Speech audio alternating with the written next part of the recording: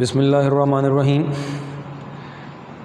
बच्चों, पिछला जो लेक्चर हमने देख लिया है उसकी सारी डिटेल्स और उसमें हमने काफ़ी टाइम लगा के बड़ी उसकी बेस बनाई थी, तमहीद बांधी थी। इस वजह से काफ़ी टाइम लगा था ताकि आपका कॉन्सेप्ट अच्छा बन जाए।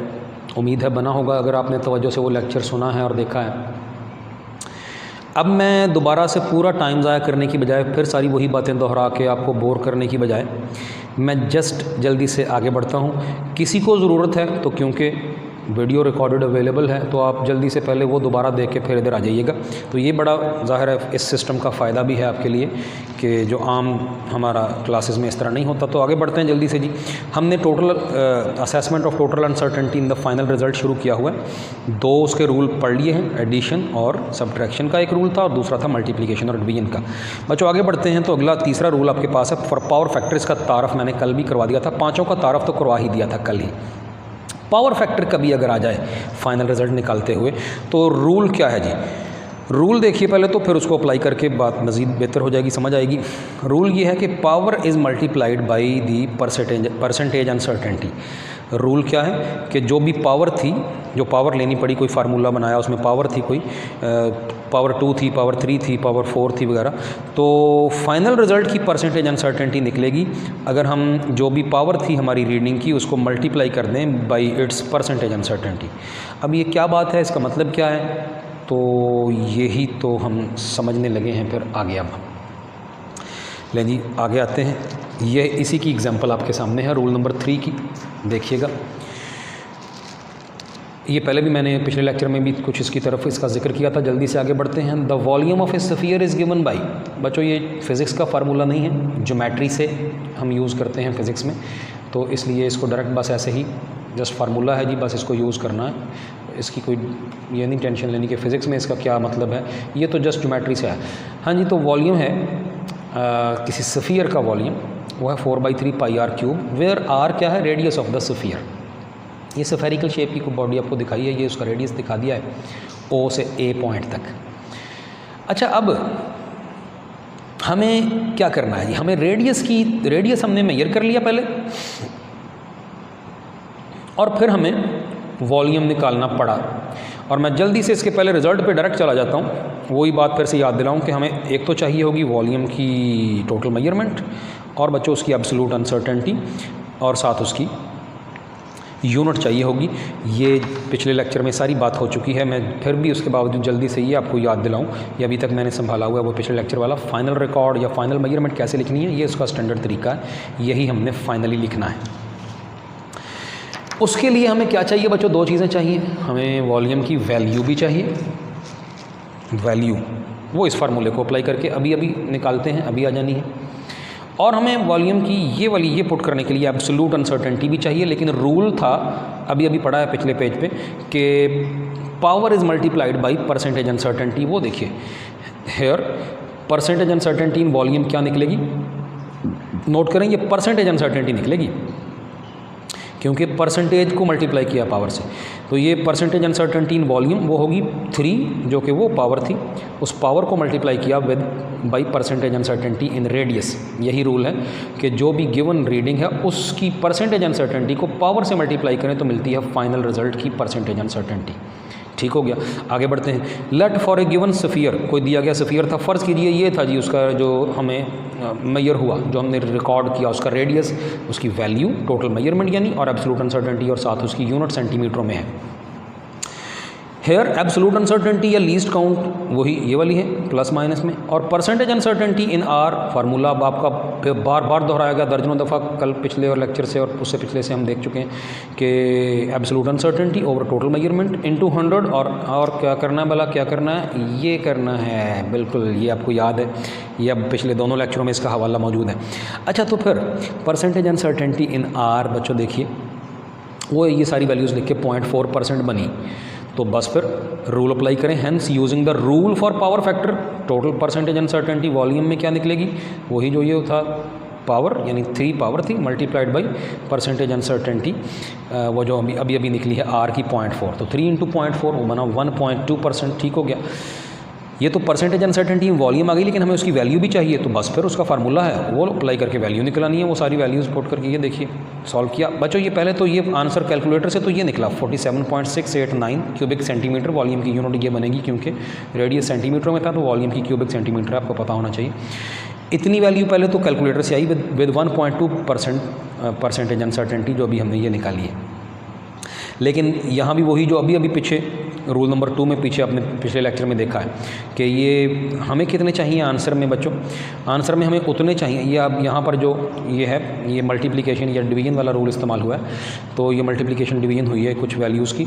यहाँ पे आंसर में उतने ही नंबर ऑफ सिग्निफिकेंट रखने हैं जितने कि कम रीडिंग जो भी इसमें रीडिंग्स थी उनमें जिसमें कम थे। अब ऊपर सिर्फ एक डिजिट है 4, नीचे भी एक डिजिट है 3, ये पाई है 22/7, ये 2.25 है। बज़ाहिर शायद आप कहें जी ये 4 अकेला डिजिट है तो ये पूरी कैलकुलेशन में ये एक ही सिग्निफिकेंट फिगर है इसमें और इसमें भी एक है, तो आंसर में भी एक रखना है। नो बच्चों, ये बड़ी ख़ास बात है, नोट कीजिए 4/3 और पाई ये कोई रीडिंग्स नहीं है, ये कोई रीडिंग्स नहीं है, ये फार्मूले का हिस्सा नंबर्स हैं, न्यूमेरिकल वैल्यूज़ हैं, रीडिंग्स मेजरमेंट्स नहीं है। वो जिसके साथ यूनिट आ रही है ये है मेजरमेंट। और बच्चों बड़ी ख़ास बात पल्ले बांध लेनी है कि ये जो सिग्निफिकेंट फिगर्स के रूल हैं ये नंबरों पे नहीं मेजरमेंट्स पे अप्लाई होते हैं। क्या कहा मैंने? नंबरों पे नहीं, मेजरमेंट्स पे। वो जो पीछे पड़े थे सिग्निफिकेंट फिगर्स के रूल जिनमें मल्टीप्लिकेशन और डिवीजन का रूल था कि आंसर में उतने ही होने हैं जितने के कम वाले फैक्टर में हैं। अब यहाँ वही एक ही फैक्टर है 2.25, उसमें 3 हैं सिग्निफिकेंट फिगर, 1 2 3, और आंसर में हमने 3 ही रखने हैं, बाकियों को ख़त्म कर देना। ये 9 को ड्रॉप किया तो 8 जो है 9 बनेगा, उस 9 को ड्रॉप किया तो 6 जो है वो 7 बन गया। ये है जो रिकॉर्ड करनी है, जो बाद में ये यहाँ लिखी भी है। ठीक हो गया। इतनी वैल्यू आई विद 1.2, यानी इतनी टोटल मेजरमेंट आई वॉल्यूम की विद 1.2% अनसर्टेनिटी। राउंडिंग ऑफ किया, ये 9 और 8 को ड्रॉप किया तो राउंडिंग ऑफ करके आया। नाउ अब क्योंकि absolute uncertainty over total measurement into 100 ये तो परसेंटेज अनसर्टेनिटी होती है।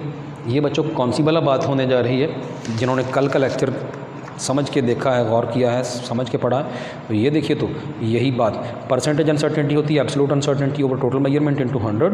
और हमें अगर जब टोटल मेजरमेंट और परसेंटेज अनसर्टेनिटी मालूम हो तो इस टोटल मेजरमेंट को ऊपर जाके मल्टीप्लाई किया, वो 100 उधर से आ गया नीचे, तो एब्सोल्यूट अनसर्टेनिटी मिल जाएगी। अभी आपके लिए नई बात नहीं है, पिछला लेक्चर अगर समझ लिया है तो बच्चों यही किया। हमें वॉल्यूम की वैल्यू यानी टोटल मेजरमेंट भी मिली हुई है और उसकी परसेंटेज भी मिली हुई है अनसर्टेनिटी, तो बस फिर एब्सोल्यूट अनसर्टेनिटी यहाँ से कैसे निकलेगी? एब्सोल्यूट अनसर्टेनिटी मिलेगी, एब्सोल्यूट अनसर्टेनिटी मिलेगी, परसेंटेज अनसर्टेनिटी और इधर से टोटल मेजरमेंट। ये एक छोटी सी बच्चों नोट्स पे गलती है, देखिए मेरे नोट्स पे ये छोटी सी क्लैरिकल मिस्टेक है। क्लैरिकल मिस्टेक लिखने में कभी गलती हो जाती है। ये टोटल मेजरमेंट है बच्चे, ये टोटल अनसर्टेनिटी नहीं है। आप भी अभी मेरे साथ ही अपने नोट्स पे इसको सही कर लें। वो सिंपल सी बात है, उधर से यही वाली चीज़ उधर आई है, कोई ऐसी कोई पेचीदा बात नहीं कि जी ये क्या कर दिया मैंने, ये क्यों चेंज कर दिया। ले जी फिर परसेंटेज अनसर्टेनिटी 1.2 थी और 47.7 वैल्यू थी डिवाइड बाय 100, ये इसको किया। और ये वही बात अब करेंगे कि ये वैसे तो ये बाज़ाहिर 4 डिजिट आ रहे हैं, यहाँ 4 फिगर्स आ रही हैं, लेकिन हमने ये क्योंकि अनसर्टेनिटी है तो हमने आखिरी दर्जे नहीं रखना, सिर्फ एक ही बस, बाकियों को ड्रॉप करके बस सिर्फ एक दर्जे तक ही एक ही बस सिग्निफिकेंट फिगर रखना है।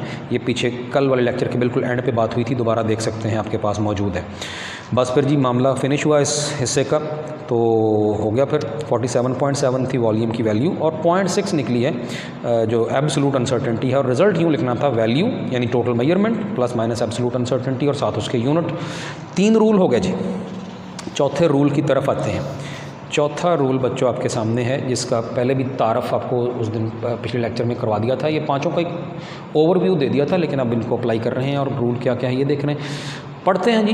तो ऑलरेडी बात पीछे हो गई थी कि हमने चौथा पॉइंट क्या पढ़ना है कि for uncertainty in the average value of many measurements. ये बच्चों कल के लेक्चर के शुरू में ही मैंने बात समझाने के लिए, जो आपको कॉन्सेप्ट देने के लिए 2 मिसालें दी थी, उनमें से पहली मैंने यही दी थी कि हमें कई रीडिंग्स ली, उन सब की बच्चों अपनी अपनी कोई अनसर्टेनिटी थी, फिर उनकी कभी एवरेज निकालनी पड़ी, जो कि अमूमन हम करते हैं, आपको पता है प्रैक्टिकल्स में फ़ाइनल रीडिंग एवरेज निकालते हैं, मुख्तलिफ रीडिंग्स की फ़ाइनल जो मेजरमेंट है वो एवरेज निकाल के आती है। तो अब उन तमाम रीडिंग्स में अपनी अपनी एब्सोल्यूट अनसर्टेनिटी थी, तो जो उनकी फ़ाइनल हमने एवरेज वैल्यू निकालनी है, फ़ाइनल रिज़ल्ट मतलब एवरेज वैल्यू, वो जो एवरेज वैल्यू निकालनी है उन सब की, उसमें कितनी होगी एब्सोल्यूट अनसर्टेनिटी, उन सब रीडिंग्स की अपनी अपनी कुछ ना कुछ थी एब्सोल्यूट अनसर्टेनिटी। तो जो उनकी एवरेज निकालनी है तो उस एवरेज की कितनी होगी, इसके लिए क्या रूल है जी, शुरू करते हैं जल्दी से। For uncertainty in the average value of many measurements, rule पहले तो ये थोड़ा सा बाकियों से थोड़ा हटके है, ये वाला रूल 3 स्टेप्स पर मुश्तमिल है। The following steps are followed for this purpose. तो एवरेज वैल्यू जब कई रीडिंग्स की, कई मेजरमेंट्स की लेनी है तो उसकी अनसर्टेनिटी निकालने के लिए मुंदरजा झैल फॉलोइंग जो है वो स्टेप्स हैं। पहला स्टेप बच्चों देखें क्या है, क्या करना है जी, find out the average value of all the measurements, तमाम पैमाइशों की निकाल लें, जो निकालनी है एवरेज निकालनी है निकाल लें। पहला हो गया पॉइंट। दूसरा पॉइंट जी, अब क्या करना है, अब आपने जो एवरेज निकाली है अब आपने डिटरमिन दी डेविएशन, इनहराफ, फ़र्क, डिफरेंस। तो अब आप मालूम कीजिए, डिटरमिन मालूम कीजिए कितना कितना फ़र्क है किसका, of each measurement from the average value, हर पैमाइश का एवरेज वैल्यू से कितना कितना फ़र्क है ये निकालिए। एक तो एवरेज निकाल ली सबकी, अब उन सब का अलग अलग तमाम वैल्यूज़ का अपना अपना एवरेज से कितना फ़र्क आ रहा है ये निकालिए।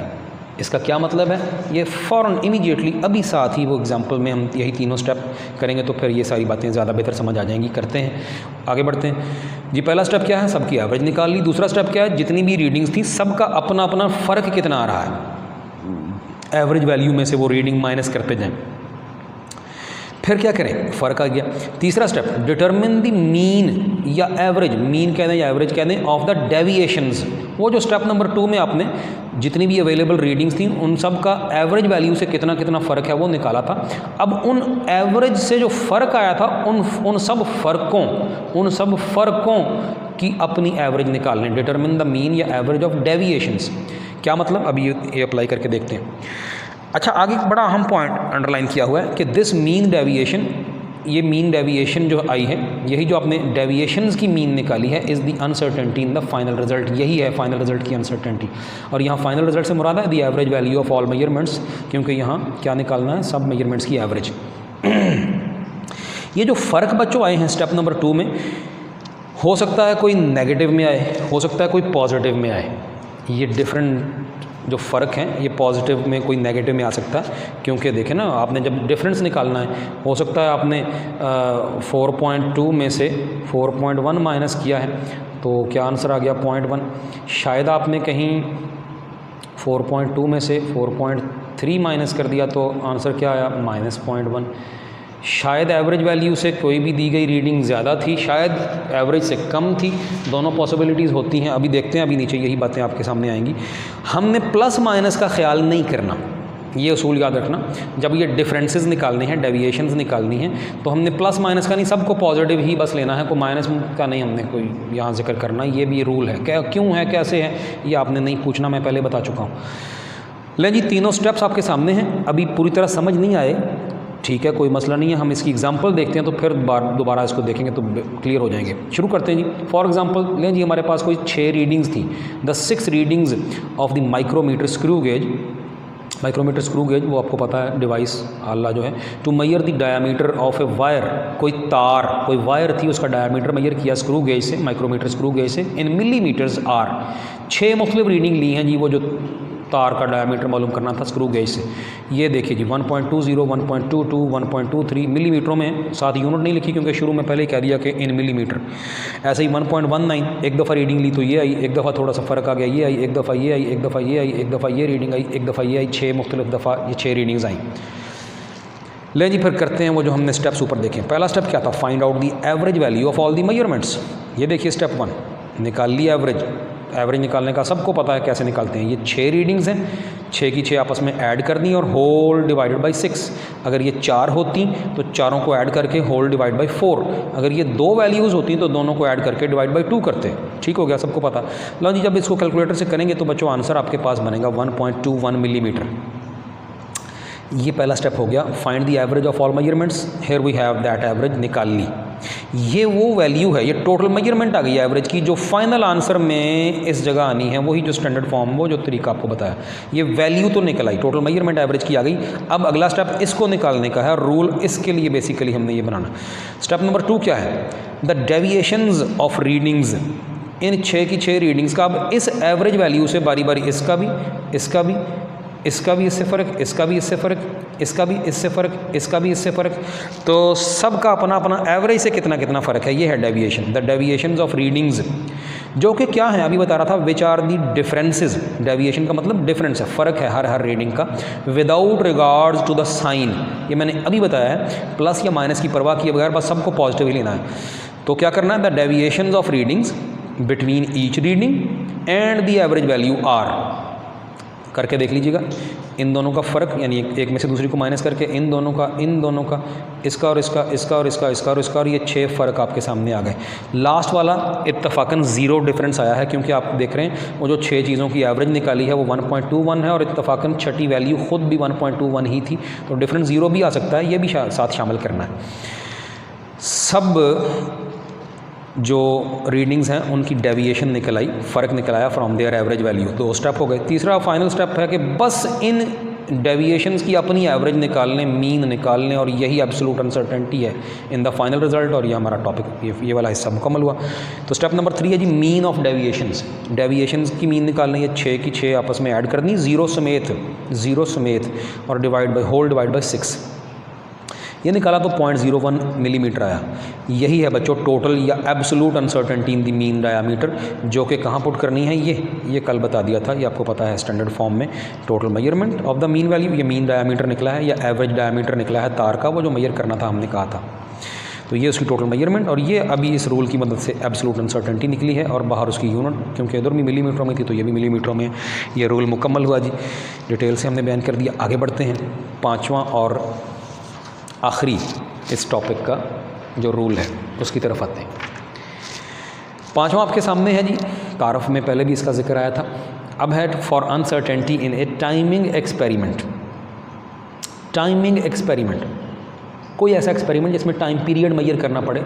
और मशहूर तरीन मिसाल अब तक जो आपने देखी है, प्रैक्टिकल भी किया है, सिंपल पेंडुलम की आपने देखी हुई है, उसी का तज़किरा यहाँ एग्जाम्पल में हम करने भी वाले हैं। किसी सिंपल पेंडुलम का बच्चे टाइम पीरियड कैसे निकालते हैं, आपने मैट्रिक में एक्सपेरिमेंट किया होगा कि सिंपल पेंडुलम को आप करवाते हैं ऑसिलेट जी, तो सिंपल पेंडुलम को आप वाइब्रेट करवा के या ऑसिलेट करवा के, ये सिंपल पेंडुलम है, यहाँ इसके नीचे बॉब बंधा हुआ है, ये बारीक से धागे से लटका हुआ है, आपने इसको इधर को ले जाके और जब छोड़ दिया तो ये फिर इधर भी गया, इधर भी आया, यहाँ तक बाहर तक आएगा, और यूँ वाइब्रेशन इसने स्टार्ट कर दी, पॉइंट ए, पॉइंट बी और पॉइंट सी, यूँ इनके दरमियान। अच्छा, अब टाइम पीरियड नोट ऑलरेडी किया हुआ है आपने, प्रैक्टिकल सब ने किया हुआ है, मैट्रिक में सब ये कर लेते होते हैं। अगर कोई किसी वजह से रह गया हो तो फिर मैं थोड़ी सी बात उसकी कर देता हूँ। सिंपल पेंडुलम का कैसे टाइम पीरियड मेजर करना है। पहली तो बात ये कि टाइम पीरियड बच्चे कहते किसको हैं, तो टाइम पीरियड आपको सबको पता होना चाहिए, मैट्रिक में पढ़ चुके हैं फिज़िक्स में। ये होता है time required to complete one vibration. कितना टाइम दरकार होता है किसी वाइब्रेट करती हुई चीज़ को, time required to complete one vibration. और बच्चों इसका क्या तरीका होता है, कैसे निकालना होता है। ये वाइब्रेशन तो जल्दी जल्दी हो रही होती हैं, किसी एक वाइब्रेशन का टाइम कितना है वो हम आसानी से नहीं निकाल पाते आमतौर पे। तरीका ये होता है कि आप इसको कई दफ़ा वाइब्रेट होने दें। वाइब्रेशन कैसे होगी by the way, point A पर ले जाके आपने यहाँ ले जाके छोड़ दिया तो इधर आया तो हुई आधी वाइब्रेशन, वापस उधर गया तो हुई एक वाइब्रेशन, इधर जाके फिर वापस आया तो 2 वाइब्रेशन, इधर जाके फिर वापस आया तो 3, 4, 5, 6, 7, 8 एंड सो ऑन। आपने टाइम पीरियड कैसे मालूम करना है, स्टॉप वॉच होती है, स्टॉप वॉच देखी होगी आपके आजकल तो मोबाइल में भी मौजूद होती है, मोबाइल में आपके मोबाइल फ़ोन में स्टॉप वॉच मौजूद है, आपको पता होगा, देखी होगी कभी, कि आप उसको टाइमर भी कहते हैं, टाइम उसको स्टार्ट कर लें और वो काउंट होना शुरू हो गया, वो 0, 1, 2, 3, 4, 5, 6 सेकंड, बल्कि सेकंड का भी 10वां या 100वां हिस्से तक वो आमतौर पे वहाँ दे रहा होता है रीडिंग। तो आप स्टॉप वॉच उधर से ऑन कर लें, यहाँ से शुरू किया, इधर को गया, जाके इधर आया, यहाँ जब पहली दफ़ा पॉइंट ए पर किसी भी टाइम पे पहुँचा तो आपने उसी वक्त यहाँ उसको स्टॉप वॉच को ऑन कर दिया और इधर गया, वापस आया। स्टॉप वॉच अब लगातार काउंट कर रही है, टाइम मेजर कर रही है, तो आपने अब गिननी है वाइब्रेशंस।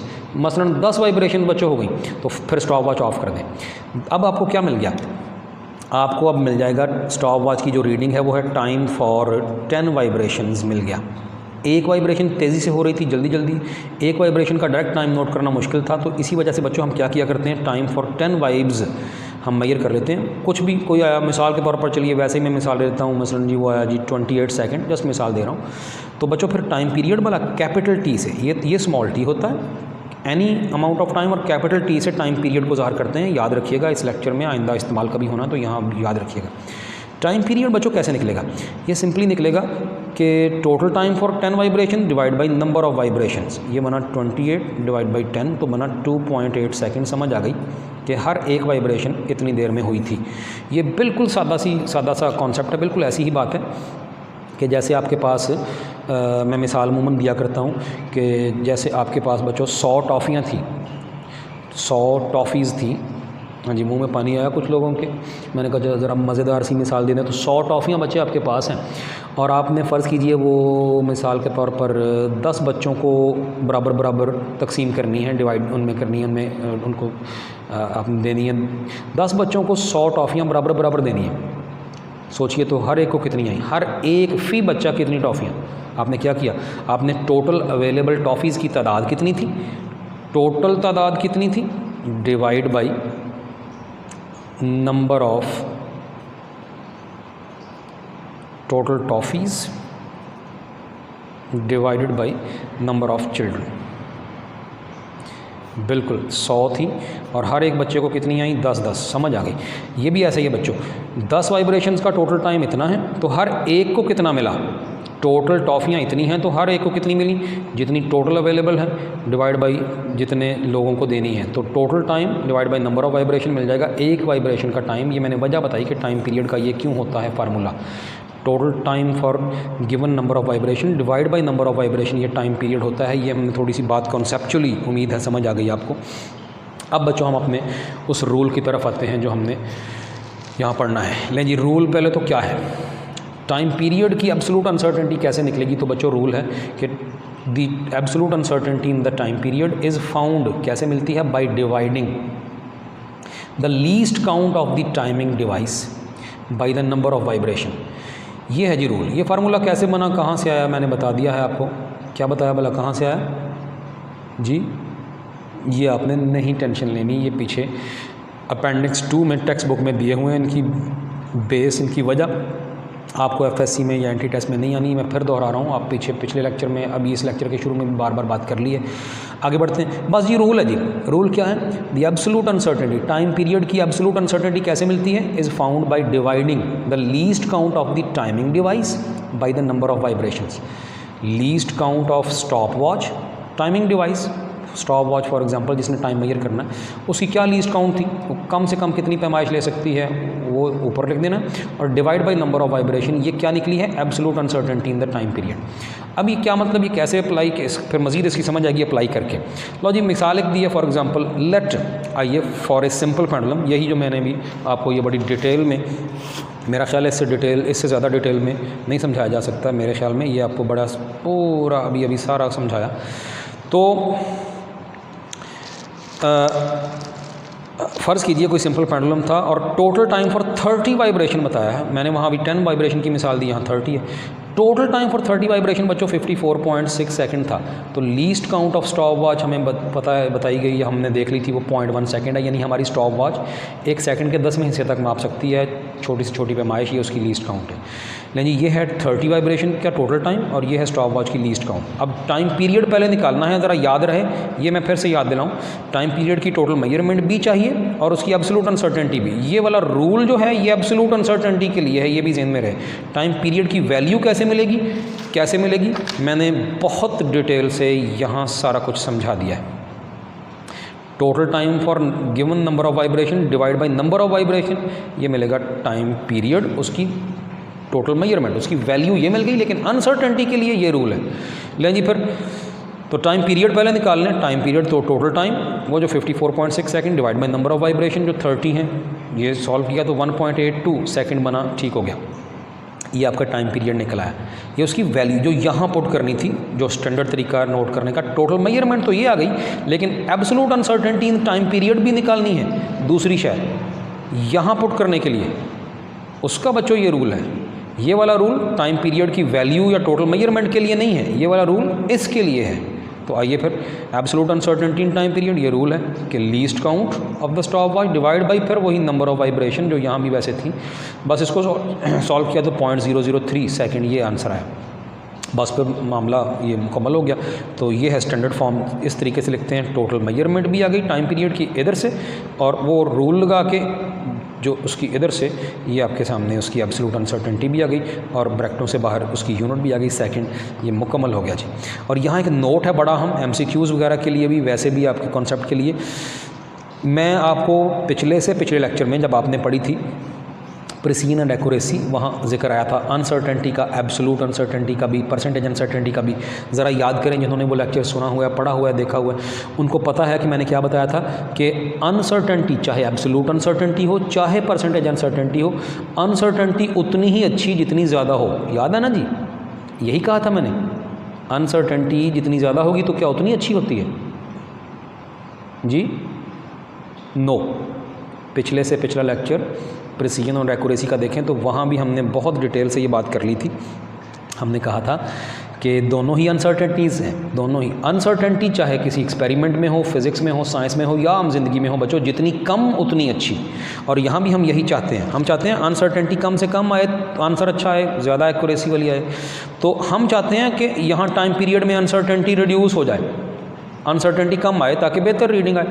तो वो कैसे करें? कहता है नोट में, कहता है the equation for uncertainty in time period clearly suggest that, ये वाली बच्चों इक्वेशन जो अनसर्टेनिटी इन टाइम पीरियड की इक्वेशन है, ये वाला फार्मूला ये वाज़े तौर पर सजेस्ट करता है, बताता है क्या कि हम टाइमिंग अनसर्टेनिटी को कम कर सकते हैं, कैन बी रिड्यूस्ड। कैसे? By counting a large number of vibrations. ये बच्चों आपको मैं बता दूं, ये अपनी मर्ज़ी होती है। टाइम पीरियड मेजर करने के लिए आपको बिल्कुल फ्री हैंड, आपकी मर्ज़ी है। चाहे तो वो जो मैंने मिसाल दी थी, चाहे तो आप 10 वाइब्रेशंस का टाइम निकाल के उसका टाइम पीरियड निकाल लेंगे, फिर टोटल टाइम डिवाइड बाई 10 आएगा, टाइम पीरियड आ जाएगा। चाहे आप 20 वाइब्रेशंस का, फिर टोटल टाइम डिवाइड बाई 20 आएगा। चाहे आप 30 वाइब्रेशन का, फिर टोटल टाइम डिवाइड बाई 30 आएगा। वो आपके फ्री हैंड है। लेकिन बेहतर क्या रहेगा? ये बेहतर ये रहेगा कि टाइमिंग अनसर्टेनिटी कम हो जाएगी by counting a large number of vibration. उसकी सिंपल सी मैथमेटिकल रीज़न है, क्योंकि रूल ये है, फार्मूला ये है अनसर्टेनिटी का, और हम चाहते हैं इसकी वैल्यू बच्चों कम आए। क्या करें? अब कम कैसे आए? या तो बटे की ऊपर वाली शय कम हो, least count of stop watch. अब स्टॉप वॉच तो बनी बनाई बाज़ार से मिली है, वो तो हमारे बस में नहीं है कि उसकी लीस्ट काउंट कम करें। तो फिर भला क्या करें? बटे के नीचे वाली को क्या कम करें?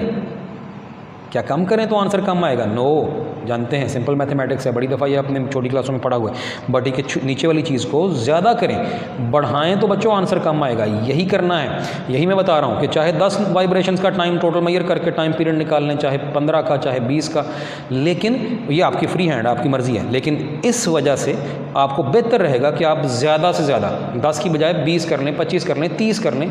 जितनी ज़्यादा करेंगे तो बटे की नीचे वाली शय ज़्यादा होगी तो आंसर ऑटोमेटिकली कम होगा, और यही हमें चाहिए।